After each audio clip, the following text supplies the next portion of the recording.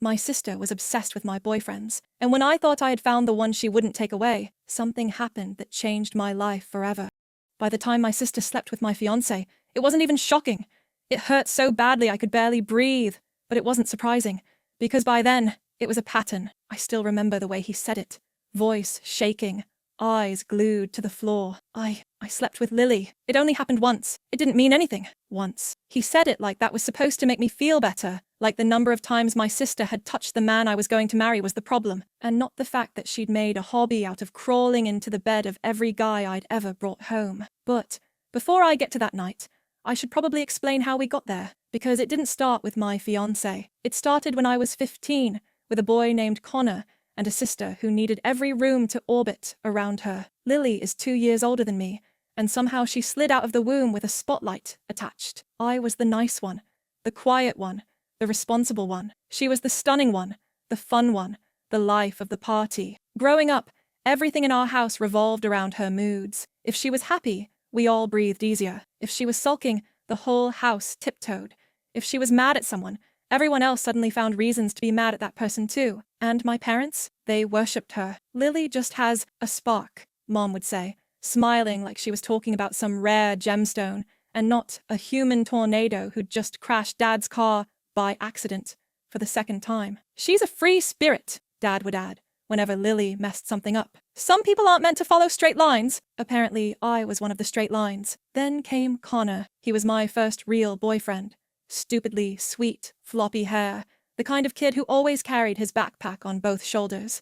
We met in math class, bonded over how much we both hated algebra, and by the end of the semester we were holding sweaty hands in the hallway and kissing in the parking lot after school. I was 15, and it felt like someone had turned my world from grey to Technicolor. The first time I brought him home, Mom leaned over to me in the kitchen and whispered, "He's cute. Good job, honey." Like I'd turned in a nice homework assignment instead of a human being. Then Lily came downstairs. She was in one of those casual but not actually casual outfits she always somehow had ready. Tiny shorts, oversized band tee knotted at the waist, no makeup but still looking annoyingly perfect. She had just gotten back from somewhere important and walked into the living room like a main character making an entrance. Connor's head turned. Of course it did. Lily did that thing where she pretends not to notice anyone noticing her. She half smiled, pushed her hair back, and flopped onto the arm of the chair instead of actually sitting in it. "Hey," she said. "I'm Lily. I've heard a lot about you." Connor laughed nervously. Yeah, nice to meet you." We hung out in the living room for a while. Or, more accurately, Connor and Lily talked while I sat there clutching a pillow and trying not to feel invisible. She asked him about school, about sports, about what music he liked. Every answer he gave, she had a story. "Oh my God, I love that band. I used to play soccer too. I was a forward. You're taking AP English? That was my favorite class." She made it seem accidental, like she just happened to overlap with him in every interest. It wasn't accidental. After he left, Mom was practically glowing. "Your sister is so good with people," she sighed. "You're lucky to have her. She'll help you keep him." That sentence should have been my warning. 2 weeks later, Connor broke up with me. We were sitting on a park bench behind the school, and he couldn't even look at me. "I'm sorry," he said, over and over. I think you're amazing, but I don't want a relationship right now. It's just a lot with school and everything." I went home, locked myself in my room, and cried into my pillow until my eyes hurt. I believed every word he said. Why wouldn't I? I'd never had a reason to think anyone would lie to me like that. That night, I came downstairs to get water and saw Lily slipping in through the front door, shoes in her hand, hair messy, lips a little swollen. She froze when she saw me. "Where were you?" I asked. She shrugged. "Out." "With who?" "You don't know them," she said quickly. "Don't be weird. Mom's asleep." I wanted to believe her. So I did. It wasn't until a month later that I found out the truth, in the most humiliating way possible. I was in the bathroom at school when I heard 2 girls talking in the next stall over. "Did you hear about Connor?" one of them whispered. "He hooked up with her sister." "No way. That older one? She's gorgeous." "Yeah. Apparently it happened like a week before he dumped her. Total mess." I stood there, frozen, my heart pounding so hard I thought they might hear it. When I confronted Connor after school, he broke down faster than I expected. "I'm sorry," he said, eyes wide, voice shaking. "She came on to me, and I didn't know what to do. I thought you'd hate me if you found out, so I thought breaking up first would make it, I don't know, less awful." When I confronted Lily, she rolled her eyes. "Relax," she said, lying on her bed scrolling her phone. "It was just a stupid drunk thing. He kissed me. I kissed back. It's not like you guys were married. You knew I liked him, I shouted. You knew he was my boyfriend. God, you're so dramatic, she sighed. If a guy cheats, that's on him, not me. Maybe pick better guys. Mom's response when I told her, honey, boys will be boys. He was probably confused. And your sister made a mistake. She already feels bad enough. Lily did not look like she felt bad. She looked bored. That was the first time my sister slept with someone I was dating. It was not the last. By the time I was in college, it was a running joke in our friend group. Except no one but me realized it wasn't funny. If it had only happened with Connor, maybe I would have buried it under stupid teenage drama and moved on. But it didn't stop with Connor. There was Ian my freshman year of college, James my junior year, a random guy from my coffee shop job whose name I honestly don't even remember now. Every single one, in some way, had a lily-shaped fingerprint on the breakup. With Ian, it was, we just clicked, okay? You were away at school, and we were hanging out, and one thing led to another. With James, it was, we were both drunk, and you know how he flirts with everyone. With the coffee shop guy, she swore it meant nothing, and that I was overreacting. Some of them told me the truth right away. Some lied, and I found out later. Some I never got the full story from because I just didn't have the energy to keep ripping myself open to dig for it. At some point, I stopped asking. I started doing this thing where, when I started seeing someone new, I'd keep them a secret for as long as possible. No family dinners, no group holidays, no, come meet my parents. I'd lie and say, no, it's not serious, even when it was, because I was terrified of the moment my boyfriend and my sister were in the same room. You know how messed up that is?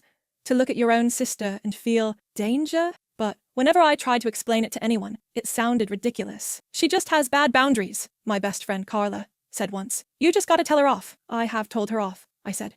She doesn't care. She flips it and makes me feel like I'm crazy, because that was Lily's real superpower.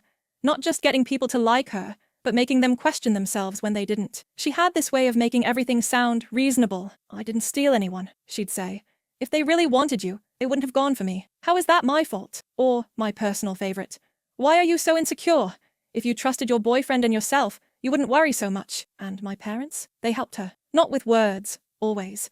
Sometimes they didn't even realize they were doing it. But every time she hurt me, and they played mediator instead of holding her accountable, they taught her nothing had consequences. Family is family, Mom would say, like it was a magic spell that erased everything. It was a lapse in judgment, Dad would add. We all make mistakes, everyone except me, apparently. So I adapted. I drew social maps in my head like battle plans. Who could meet Lily? Who couldn't? Which parties were safe? Which weren't? I stopped bringing guys home for holidays at all. You're too secretive, Mom complained once over the phone. Lily always brought her boyfriends home. What are you hiding? You, I wanted to say. I'm hiding you. Instead, I mumbled something about being busy and changed the subject. For a while, the distance helped. I was at college 2 hours away, and I filled my days with classes, work, and friends who didn't know Lily. I felt almost normal. Then my grandma got sick. She'd always been the one person in the family who saw me as something other than a supporting character in Lily's life. When I was little, she was the one who came to my school plays when my parents were busy. She was the one who noticed when I got my hair cut, or when I was quiet, or when I was trying not to cry. So, when Mom called and said, Gran's in the hospital, you should come home, I didn't hesitate. At the time, I'd been dating a guy named Adam for about 3 months. He was tall, quiet, thoughtful, the kind of guy who made you feel like the only person in the room when he talked to you. He knew about my history with Lily, but only in a vague, my sister's messed up way. I hadn't given him specifics. So, you're finally going to let me meet this infamous sister? He joked when I told him about the hospital. I forced a laugh. Yeah, just don't be too charming, okay? He smiled. I only have eyes for you. I wished that was enough to protect us. We drove down together, and for the first few hours it was fine. Emotional, sure, but fine. We visited Gran, who managed to squeeze my hand and whisper, You're stronger than you think, in between coughing fits. Adam held my bag, got my favorite snacks from the vending machine, charmed the nurses like he'd been born in a hospital. Then, we went back to my parents' house. Lily was already there. She greeted me with a tight, performative hug, the kind where your bodies touch but nothing else does. Then she stepped back and looked Adam up and down in this slow, appraising way that made my stomach knot. So, she said, turning on the smile. You must be Adam. I've heard a lot about you. That line again. I should have walked out right then. Dinner was a blur of hospital talk and old stories and my parents doing that thing where they brag about Lily's life like it's a resume they wrote themselves. Lily just got a promotion. Mom said proudly. She's always been such a hard worker, Dad added. No mention of me finally getting a full-time job lined up after graduation. Not even a question about my internship. I watched Adam glance between us, confusion in his eyes, and I wanted to sink under the table. After dinner, Dad put on a movie. Mom fell asleep halfway through like she always did. At some point, I went upstairs to grab a hoodie because I was freezing. I was gone maybe 4 minutes. When I came back down, the TV was still playing.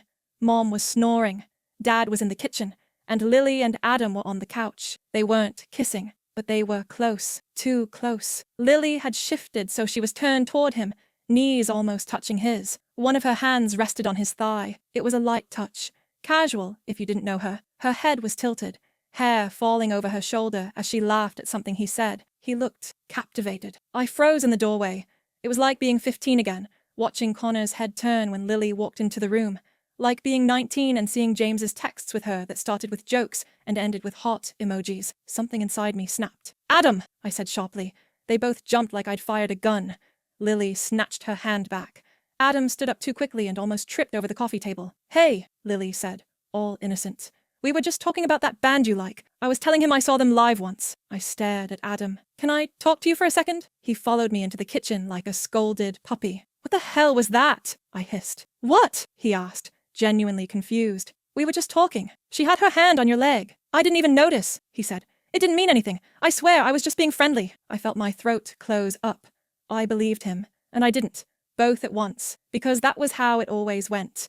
It was never, I hate you, and I'm leaving you for your sister. It was always, it just happened, and I didn't mean to, and you're overreacting. I went to bed that night with my heart pounding, and this crawling feeling under my skin, like something bad was already in motion, and I was powerless to stop it. We left the next morning. Adam was extra sweet on the drive home, probably because he could tell I was upset and assumed it was about my grandma. He had no idea. 3 weeks later, he broke up with me.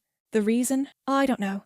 I just don't feel the same way anymore. I'm sorry. He blocked me on social media the same day. I didn't find out about the hookup until months later, when my cousin casually mentioned seeing Lily and Adam making out at a bar, around the time your grandma was sick. You knew they dated, right? She asked. My stomach turned. They what? Oh, she said, eyes going wide. I thought you knew. When I confronted Lily, she shrugged. You two were going to break up anyway, she said. We just connected. Don't punish me because your relationships can't handle some competition. I remember just staring at her and thinking, oh, this isn't an accident. She likes this. It wasn't about the guys. Not really. It was about winning. About proving she could take anything that was mine and make it hers. That was the night I promised myself I would never, ever let a man I was serious about near my sister again. I kept that promise for 4 years. And then I met Ben. I met Ben at work, which already felt safer. He was in IT, the guy people called when their laptop suddenly decided to die 10 minutes before a presentation. I was in marketing, the girl who spent half her day writing emails and the other half pretending to understand analytics charts. We started as, hey, can you fix this? Then became, wanna grab coffee? Then, I know a place with amazing tacos, you in? And suddenly, he wasn't just the IT guy. He was Ben, my Ben. He was different from every guy I'd dated before. Less flashy, more grounded. He listened when I talked, really listened, and remembered little details I didn't even remember telling him. On our 4th date, he asked, so, what's your family like? And my entire body tensed. I said, stabbing my fork into my salad. Complicated. Whose isn't? He smiled. I gave him the sanitized version. Controlling parents, golden child sister. Lots of expectations. Not much space for me. I skipped the part where my sister had a body count, made up almost exclusively of my exes. He reached across the table and squeezed my hand. Well, he said, for what it's worth, I like the person you turned out to be. I should have told him everything right then. Instead, I did what I'd always done. Tried to manage it on my own. For the first 8 months we were together, I kept my world separate. Ben knew I had a sister. He'd seen photos, heard a few minor complaints, but he hadn't met her. I had learned my lesson. I only went home for short visits, and I went alone. Of course. My parents hated that. You're being ridiculous, Mom said on one phone call. You can't keep hiding your boyfriend from us.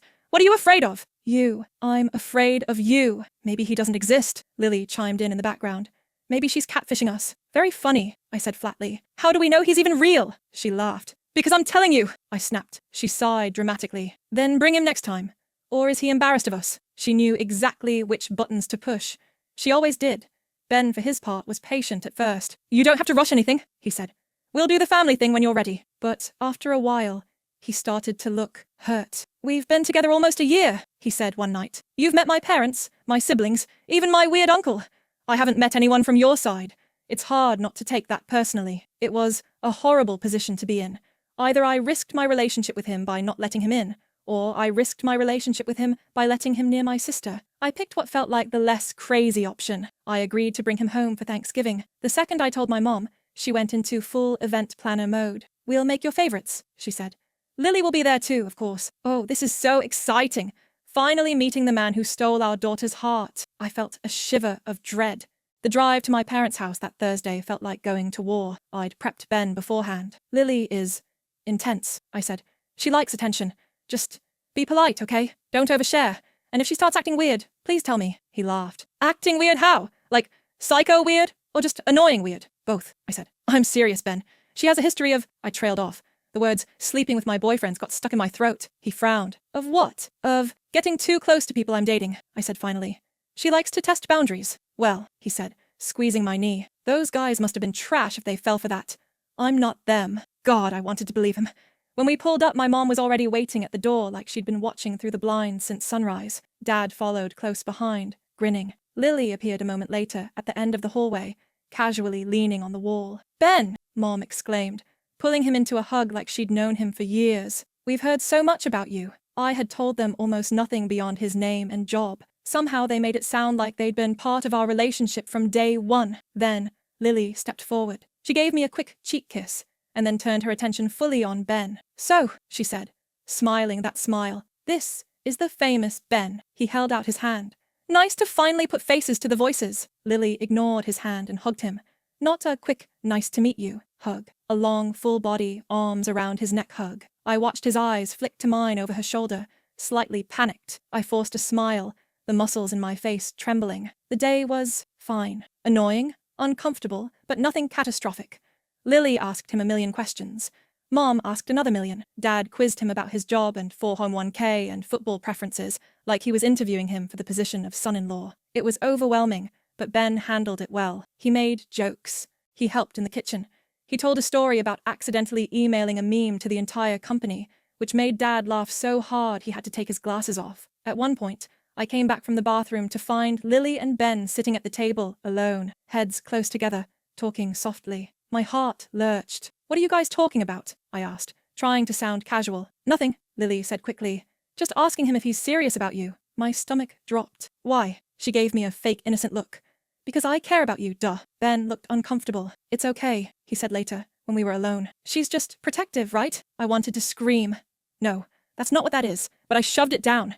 It was one day. I could survive one day. When we left that night, my parents hugged us both, told Ben to come back any time, and Lily leaned in and whispered something in his ear that I couldn't hear. On the drive home, I asked, what did she say to you? He hesitated. She just said, if I ever hurt you, I'd have to answer to her. That didn't sound like Lily.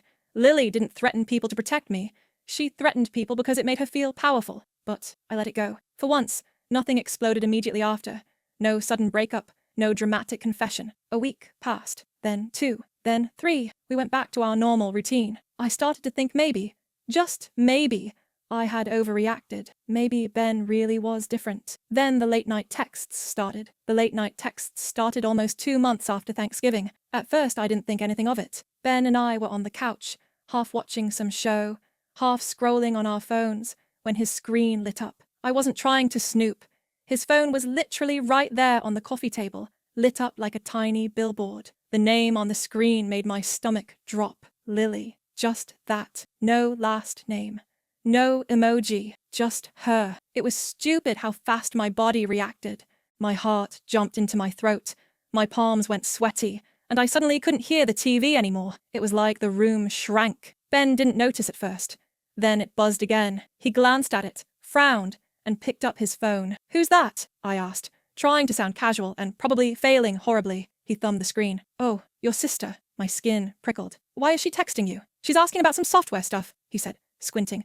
Something about her laptop being slow. I stared at him. She has IT at work. He shrugged. Maybe she trusts me more. That sentence landed like a slap. Since when are you two texting? I asked. He put his phone down and finally looked at me. Since Thanksgiving, I guess? She asked for my number before we left. Said it would be good to have in case she needed to reach you and you weren't answering. I remembered that moment now. I'd been saying goodbye to my parents in the hallway, and Lily had pulled Ben aside near the door. I'd seen them standing close. I thought she was whispering some fake, "I'll kill you if you hurt her" crap. Apparently, she was getting his number. "Why didn't you tell me?" I asked. He frowned. "I didn't think it was a big deal. She's your sister." Yeah, that was the problem. He must have seen my face because his expression softened. "Hey," he said, scooting closer. "Babe, if it makes you uncomfortable, I'll tell her to only message me if it's an emergency. I wasn't trying to hide it. It's just..." I stared at my hands. "She has a history of blurring lines. With guys you dated," he said. "Yeah, you told me, but I'm not them. I know where the line is." I wanted to say, "They all said that." Instead, I just nodded. He sent her a quick text. "Hey, if you need tech stuff, email me or go through OP. Don't take this the wrong way. Just want to keep things simple." She replied almost immediately. "Wow, dramatic much? But sure, whatever makes OP feel secure. Knight, big brother-in-law." He showed me the screen like proof. Proof of what? I wasn't sure. That she was harmless? That she wasn't mad? That he was being transparent? I laughed it off. We went back to our show. The buzzing stopped for a while. Over the next few months, life got busy. We moved in together. It made sense financially and logistically, but it also felt like a promise. We started doing more coupley things.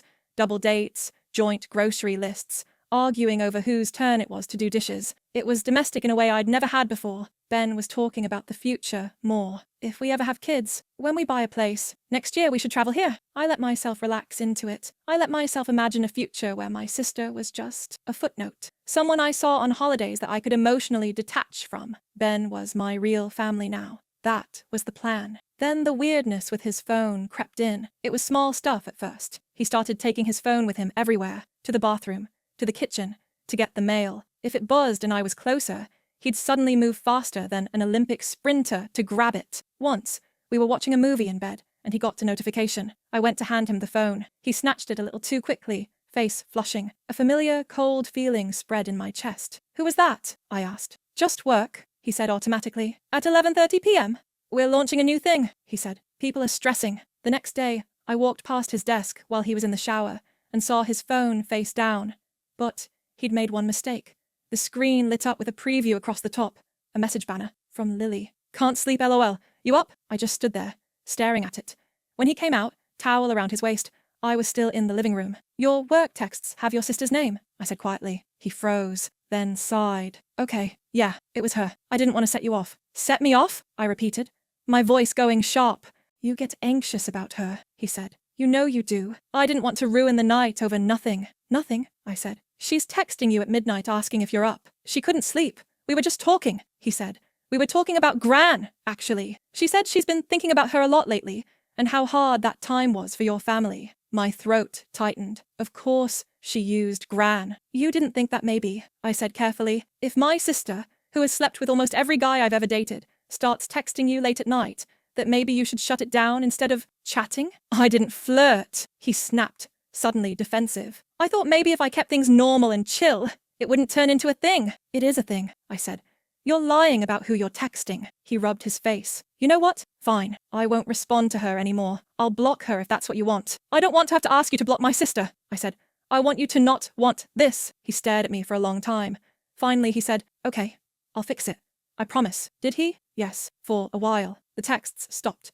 Or at least, the notifications did. Maybe he muted them. Maybe they moved somewhere else. I don't know. Part of being in love is wanting to believe the best version of the story. I wanted so badly to believe him that I let myself smooth over the cracks. Spring came. We took a weekend trip. We had a stupid argument about chores. We made up. Life went on. And then he proposed. It happened on a random Saturday in May. We were out at this little park we liked, sitting on a bench with greasy takeout, talking about nothing important. The sun was setting.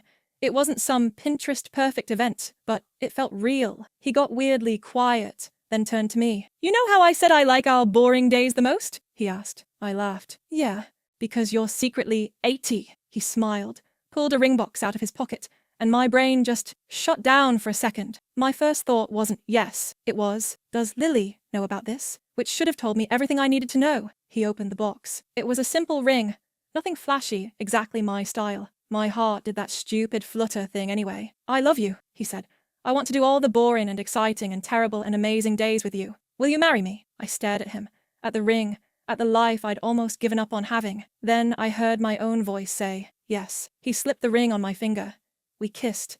People clapped in the distance. We took a blurry selfie. It should have been the easiest yes of my life. Instead, there was a knot in my stomach I couldn't untie. We called his parents first. Then, my mom. She screamed, literally screamed into the phone. Oh my God, finally! I knew it! I told your father it was coming. When are you coming down? We have to celebrate. And Lily has to hear. I'm adding her to the call. Wait, I started. Too late. Suddenly it was a three-way call, and Lily's voice was in my ear. Well, well, well, she said. He put a ring on it. About time, Benny boy. I gripped the phone tighter. We just got engaged like 5 minutes ago. How did you already turn this into a roast? She laughed. Relax. I'm happy for you. Congrats, sis. Seriously. And for once, she sounded almost genuine. I let myself hope. Over the next few weeks, things blurred into wedding talk. Venues, budgets, guest lists, Pinterest boards. Mom sent me 50 photos a day. Lily texted me occasionally too, asking about colors and dates and throwing in unsolicited advice like, don't do strapless, your shoulders are too narrow, and don't invite Carla, she drinks too much at parties. I tried to keep her at arm's length. I made it clear she wouldn't be my maid of honor. That was going to Carla. Lily acted wounded for about 8 minutes, then shrugged it off. You're the bride, she said. You get to be wrong. It sounded like a joke. It didn't feel like one. I told Ben clearly, I don't want you having one-on-one chats with her. Not about us. Not about the wedding. Not about anything. He nodded. Got it. For a while, it seemed like everyone was actually respecting my boundaries. No weird texts. No late-night calls. No mysterious phone face down with the screen lighting up. I started buying into the fantasy. Started planning a future where my sister was just a background character at my own wedding, forced to sit and watch a man love me publicly in a way she couldn't take. Then, one night, the fantasy shattered. It was stupidly mundane how it happened. Ben had gone to bed early. He wasn't feeling great. I stayed up finishing some work emails on the couch. At some point my laptop died and I realized my charger was in the bedroom. I went in quietly, trying not to wake him. His phone was on the nightstand, plugged in, screen dark. As I picked up my charger, his phone lit up. I swear I didn't touch it. I wasn't trying to unlock anything. I was literally bending down, and it just flicked on like some cruel timing. The screen showed a notification banner. Lily. I can't stop thinking about that night. My heart stopped. Another message popped up right under it, like a punchline to a joke I didn't get yet. Lily. We should talk before the wedding. This is getting weird. My ears were ringing. My vision tunneled. For a second, I thought I might actually pass out. Ben shifted in bed and mumbled something, half asleep. I backed out of the room, clutching my dead laptop charger like it was a weapon, and sat on the hallway floor. That night. Which night? Why would she? Can't stop thinking about it. I stared at the wall for a long time, my brain desperately trying to build an explanation that didn't involve the obvious. Maybe she meant a family night? Something with Gran? Something with Mom and Dad? Something to do with anything other than what every cell in my body was screaming. But deep down, I already knew. There had been only one stretch of time that made sense. One pocket of space where something could have happened that I hadn't accounted for. The weekend of Thanksgiving. When I went upstairs to get a hoodie. When I left them alone for maybe 4 minutes. Or that period months later when he worked late. A lot. Or that one conference he went to that Lily had been suspiciously vague about visiting a friend during. Suddenly, all of those little memories rearranged themselves into a pattern I couldn't unsee. I sat there on the floor, shaking, staring at the faint light coming from under our bedroom door. My fiancé was in that bed. My sister was in his phone. And somewhere in between, there was, that night, I didn't sleep. I couldn't. I lay in bed beside Ben, perfectly still, staring at the ceiling while my mind sprinted in circles. His breathing was slow and even, peaceful, like someone who didn't have a landmine sitting 2 feet away from him. Every time I closed my eyes, I saw those messages again. I can't stop thinking about that night. We should talk before the wedding. This is getting weird. Weird. That was the word that made something inside me twist. Weird implied guilt. Weird implied secrecy. Weird implied that whatever happened wasn't some innocent misunderstanding. When the sun finally came up, I wasn't even tired, just numb. Ben got up like normal, stumbling into the bathroom, rubbing his eyes. He didn't notice me sitting upright, hands clenched in the sheets. When he came back out, towel around his waist, he blinked at me. You okay? He asked. I looked right at him. We need to talk. He froze. He knew. Maybe not the details, but he felt the shift. What's wrong? He asked carefully. I didn't answer. I got up, walked to the nightstand, picked up his phone, and held it out to him. Unlock it. His whole body flinched. Tiny, but unmistakable. Why? He asked, voice already strained. Ben, I said, forcing my voice not to shake. Either you unlock the phone or we're done. Right now. He swallowed hard. Where is this coming from? You know where, I said. Don't make me say it. His eyes darted to the screen like he could erase the messages with a thought. Then he looked back at me, jaw tightening. I didn't cheat, he said. That wasn't my question. He stared at me for a long moment. Then, with a shaky exhale, he took the phone, unlocked it, and handed it back. Go ahead. I opened the messages with Lily. There weren't hundreds. She was too smart for that. There were maybe a dozen, all spaced out, most of them vague enough to pass as friendly, the kind you could explain away if you needed to. But then I scrolled to the one from last night, and just above it, I found the real one. A message sent 3 weeks earlier, when he'd gone out with co-workers, and I'd fallen asleep waiting for him. I still think we should talk about what happened.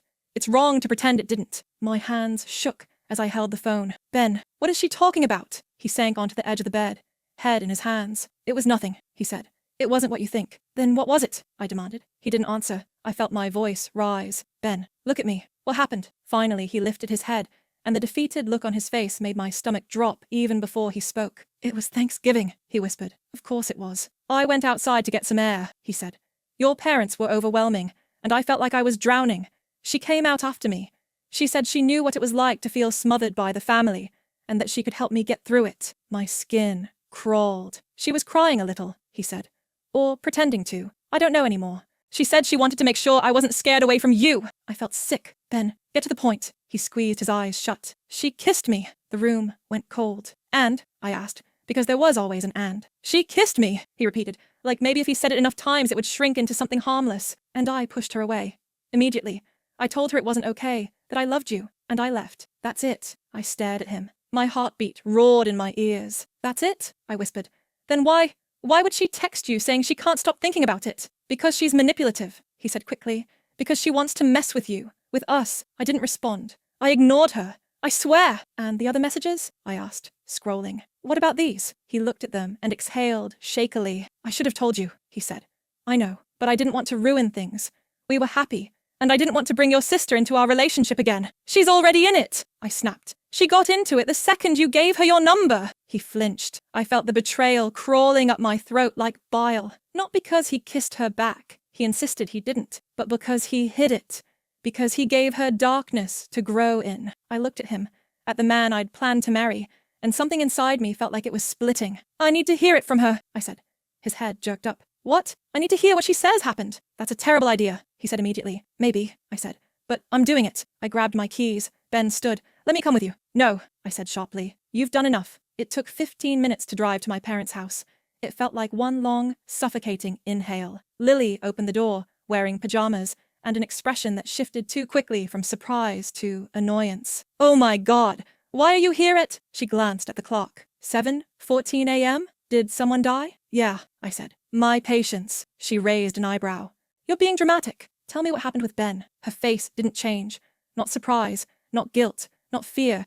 Just that same bored, slightly amused look she always used when she knew she had the upper hand. Oh, she said lightly. So he finally told you. My stomach twisted. So, you admit something happened. She crossed her arms. Something happened to him.